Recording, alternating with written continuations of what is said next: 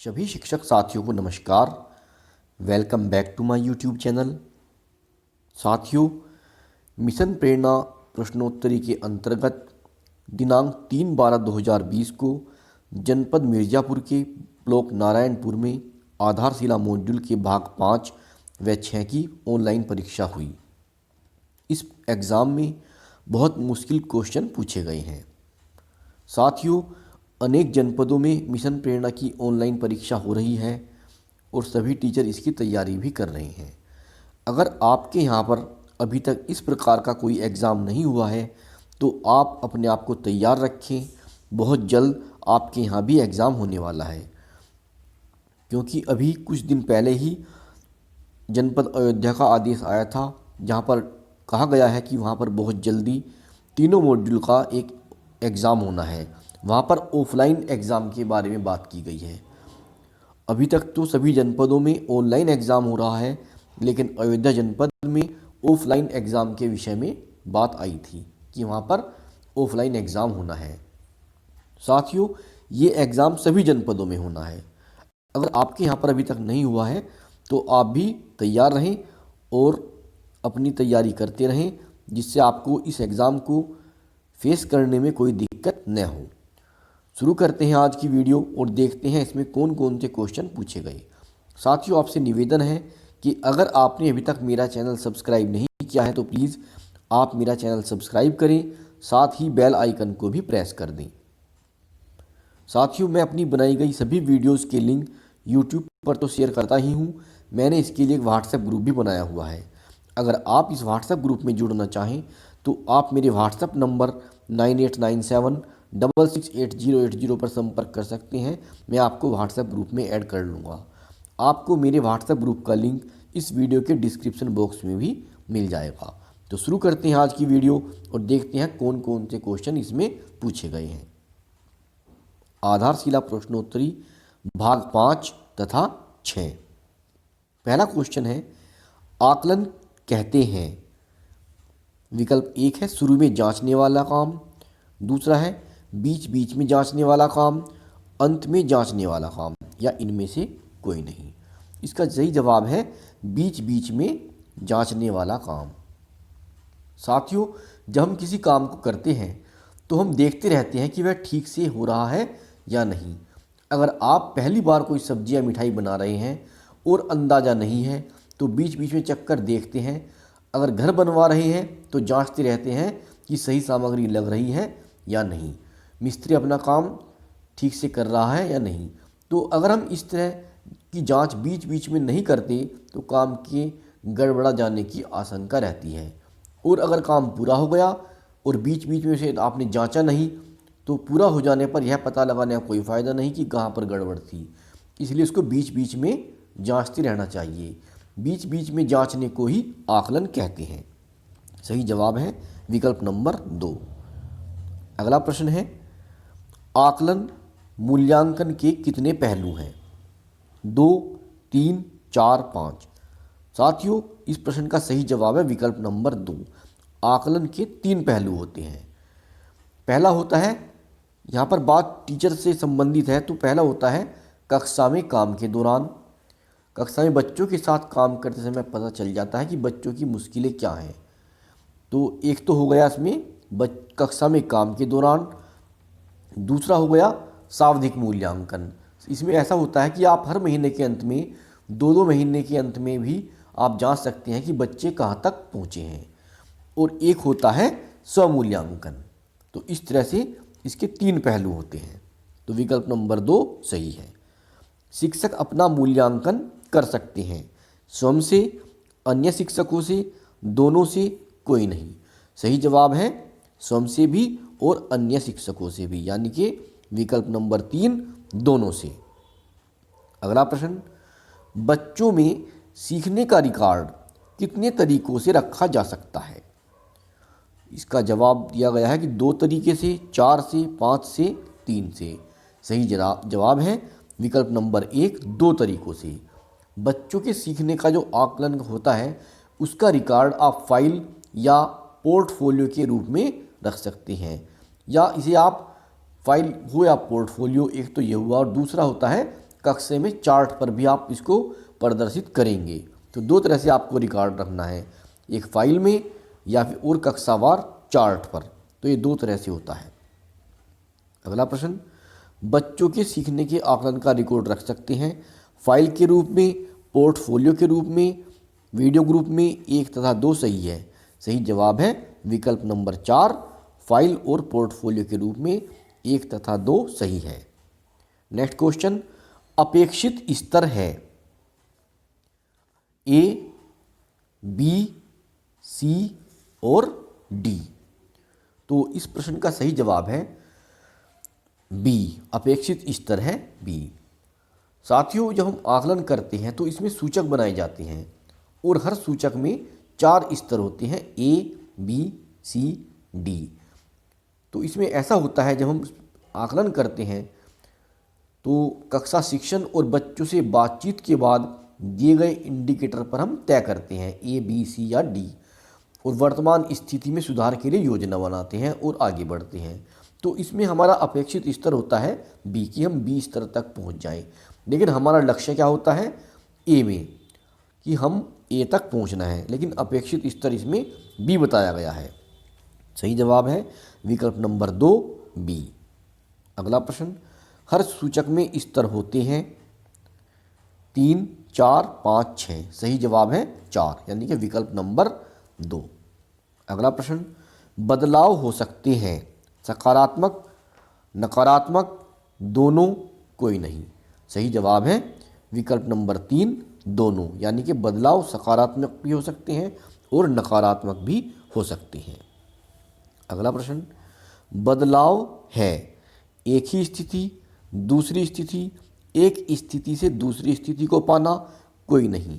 सही जवाब है विकल्प नंबर 3, एक स्थिति से दूसरी स्थिति को पाना ही बदलाव कहलाता है। अगला प्रश्न, फाउंडेशन लर्निंग शिविर में कितने कार्य दिवस होता है? 40, 50, 30, 25। सही जवाब है 50 दिन, विकल्प नंबर 2। अगला प्रश्न, ERAC में R है रिप्लाई, रेडी, रीड या फिर रिफ्लेक्शन। सही जवाब है रिफ्लेक्शन। ERAC में E4 होता है experience, R4 reflection, A4 application और C4 होता है कंसोलिडेशन। ये एक पूरी प्रक्रिया होती है जो सीखने की प्रक्रिया के अंतर्गत आती है। तो इस तरह का क्वेश्चन पहले भी आया था। इसमें आपसे किसी भी फॉर्म में पूछा जा सकता है कि ERAC में E क्या है या R क्या है, A क्या है या फिर C क्या है। तो E का मतलब होता है इसमें experience, R4 reflection, A4 application और C4 कंसोलिडेशन। अगला प्रश्न, कक्षा शिक्षण में बच्चों के आकलन का मुख्य आधार क्या होता है? बच्चों के द्वारा स्वयं गतिविधियों में भाग, दूसरा बच्चे स्वयं के स्वास्थ्य के प्रति जागरूकता, तीसरा अपेक्षित लर्निंग आउटकम के सापेक्ष प्रगति, नंबर 4 पर है कक्षा में नियमित उपस्थिति। सही जवाब विकल्प नंबर 3, अपेक्षित लर्निंग आउटकम के सापेक्ष प्रगति। नेक्स्ट क्वेश्चन, अभिभावकों तक बच्चों की प्रगति की जानकारी देने का उद्देश्य क्या है?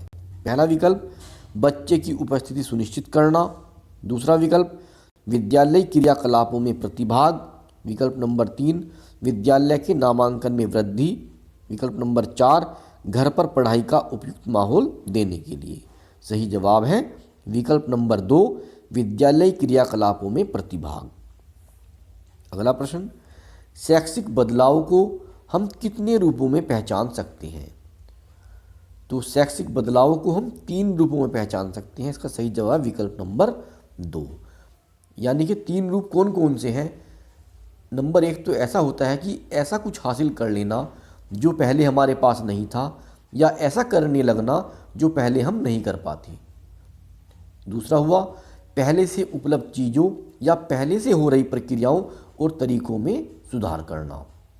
और नंबर 3 पर आता है ऐसी चीज़ें जो ठीक नहीं थी उनका हटना, या ऐसी प्रक्रियाएं जो बच्चों के सीखने के लिए ठीक नहीं थी उनका बंद होना भी एक प्रकार का बदलाव ही है। तो इसका सही जवाब है शैक्षिक बदलाव 3 प्रकार के होते हैं। विकल्प नंबर 2 सही आंसर है। अगला प्रश्न, मेरी स्वयं की शिक्षण संदर्शिका में संदर्शिका किसे बनाना है? प्रधान अध्यापक को, सहायक अध्यापक को, शिक्षा मित्र को, सभी को। सही जवाब है विकल्प नंबर 4 सभी को, क्योंकि जो शिक्षण संदर्शिका सभी को बनाना है, प्रधान अध्यापक को भी, सहायक अध्यापक को भी और शिक्षा मित्र को भी। अगला प्रश्न, फाउंडेशन लर्निंग साप्ताहिक कार्य योजना गणित कक्षा 1 व 2 किस पेज पर दिया गया है? इसका सही जवाब है, इसमें दिया गया है 283, 284, 183 और 163। तो साथियों एक्चुअल में तो जो कक्षा 1-2 की है गणित की कार्य योजना, जो पेज नंबर 283 से शुरू हुई है और 284 पर ख़त्म हुई है। तो इसमें आपका सही जवाब है विकल्प नंबर 1 पेज नंबर 283। अगला प्रश्न, पाठ योजना व शिक्षण योजना में क्या अंतर है? पाठ योजना या पाठ्यांश को रुचिकर तरीके से पढ़ाने की योजना तथा शिक्षण योजना शिक्षण तकनीकों से कठिनाइयाँ दूर करना। दूसरा विकल्प, पाठ योजना में तकनीकी होती है तथा शिक्षण योजना में समस्याओं के निराकरण का साधन है। 1 तथा दोनों सही है, यानी कि इसका सही जवाब है विकल्प नंबर 3 1 तथा 2 दोनों सही हैं। अगला प्रश्न, आधारशिला, ध्यानाकर्षण तथा शिक्षण संग्रह हस्त पुस्तिकाएँ हैं, एक दूसरे की पूरक, एक दूसरे से अलग, एक जैसी हैं, सभी सत्य हैं। सही जवाब है विकल्प नंबर 1 एक दूसरे की पूरक, क्योंकि तीनों ही किताबें ये एक दूसरे की पुस्तक हैं। आधारशिला मॉड्यूल में क्या दिया गया है? आधारशिला मॉड्यूल में बच्चों की नींव मजबूत करने के तरीके बताए गए हैं। इसमें 6 पार्ट हैं और सभी में बच्चों की नींव मजबूत करने का बहुत अच्छा तरीका बताया गया है। और जो ध्यानाकर्षण मॉड्यूल है इसमें भी पढ़ाने से संबंधित बहुत अच्छा है बताया गया है। इसमें प्रभावी शिक्षण की 18 तकनीकें बताई गई हैं जिनसे हम कक्षा में शिक्षण को प्रभावी बना सकते हैं। और नंबर 3 पर है शिक्षण संग्रह हस्त पुस्तिकाएँ। शिक्षण संग्रह हस्त पुस्तिकाएँ कुल मिलाकर शिक्षकों के लिए है कि शिक्षक शिक्षण योजना का निर्माण कैसे करेंगे और अपने शिक्षण को बेहतर किस तरीके से वो कर सकते हैं। तो इस तरह से कहा जा सकता है कि तीनों ही ये एक दूसरे की पूरक हैं। सही जवाब है विकल्प नंबर 1। अगला प्रश्न, चक्रीय सिद्धांत व अधिगम चक्र है। अलग अलग शिक्षण विधा, शिक्षण अधिगम चक्र, शिक्षण अधिगम प्रक्रिया से संबंधित है, दोनों में से कोई नहीं। विकल्प 1 तथा 2 दोनों सही हैं। सही जवाब है विकल्प नंबर 2। अगला प्रश्न, आधारशिला में शिक्षक प्रदर्शन का स्व आकलन क्यों दिया गया है?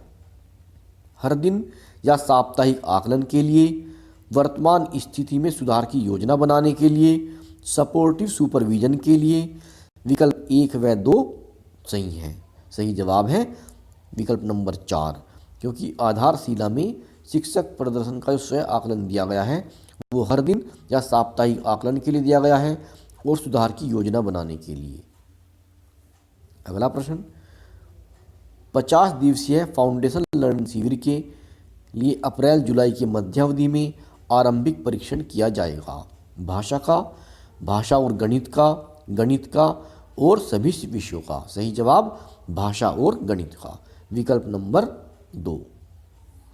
अगला प्रश्न, ध्यानाकर्षण शिविर में किन बिंदुओं पर शिक्षकों को विशेष ध्यान देना होगा? पहला विकल्प भाषा गणित में रुचिकर तरीकों पर। दूसरा विकल्प भाषा विकास के लिए कहानियों, कविताओं, चित्रों तथा गणित में ELPS। नंबर 3 पर है विकल्प 1 व 2 दोनों सही हैं। तो सही जवाब है इसका विकल्प नंबर 3, क्योंकि इसमें दोनों ही विकल्प सही बताए गए हैं। अगला क्वेश्चन, मूल्यांकन प्रक्रिया से होता है केवल बच्चों का मूल्यांकन, केवल शिक्षकों व बच्चों का मूल्यांकन, किसी का नहीं। सही जवाब विकल्प नंबर 3, मूल्यांकन प्रक्रिया से शिक्षकों व बच्चों का मूल्यांकन होता है। अगला प्रश्न, आधारशिला मॉड्यूल में कुल कितने भाग हैं? आधारशिला मॉड्यूल में कुल मिलाकर 6 भाग हैं। ये पहले भी आ चुका है। इसमें विकल्प में दिया गया है कि पहला है 3, दूसरा 4, 5, 6। सही जवाब है विकल्प नंबर 4, क्योंकि आधारशिला मॉड्यूल में 6 भाग दिए गए हैं। पहले भाग में दिया गया है फाउंडेशन लर्निंग की अवधारणा और उसकी आवश्यकता। भाग नंबर 2 में आरंभिक स्तर पर भाषा विकास के विषय में दिया गया है। भाग 3 में गणित के विषय में दिया गया है और भाग 4 में कक्षा 3, 4, 5 में भाषा, गणित और परिवेशी अध्ययन के विषय में दिया गया है। और भाग 5 आकलन से संबंधित है और भाग 6 में परिशिष्ट दिया गया है। तो साथियों, ये 25 क्वेश्चन थे जो नारायणपुर ब्लॉक में पूछे गए हैं। आशा करता हूँ यह वीडियो आपके लिए उपयोगी सिद्ध होगी। अगर वीडियो आपको अच्छी लगी हो तो इसे आप लाइक करें, वीडियो पर कमेंट भी करें, साथ ही मेरे यूट्यूब चैनल को भी सब्सक्राइब करें। मिलते हैं आपसे बहुत जल्द अगली वीडियो में। तब तक के लिए नमस्कार। आपका दिन शुभ हो।